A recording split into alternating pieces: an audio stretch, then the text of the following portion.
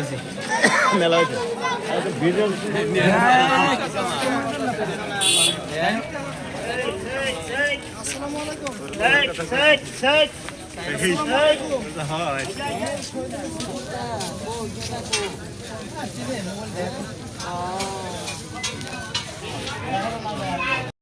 হয় আপুনি ঠিকে কৈছে এইটো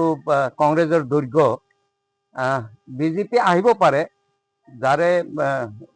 ভাৰত এইটো এটা নেশ্যনেল পাৰ্টি য'ত ইচ্ছা তাৰ পৰা তেখেতসকলে প্ৰাৰ্থী প্ৰক্ষেপ কৰিব পাৰে কিন্তু মই নাভাবোঁ যে কিবা এটা বিশেষ হেৰি হ'ব তাত এফেক্ট হ'ব মে বি 10% ভোট পাব পাৰে কিন্তু দেট ইজ এট মষ্ট 4-5%তে আবদ্ধ থাকিব তেখেতসকলৰ ভোট ইয়াৰ বিজেপিৰ লগতো কোনো সম্পৰ্ক নাই প্ৰাৰ্থিত্ব প্ৰত্যাশী মই হওঁ আৰু মই আশা কৰিছোঁ যে ভাৰতীয় জাতীয় কংগ্ৰেছে এইবেলি মোক নিশ্চয়কৈ প্ৰাৰ্থিত্ব দিব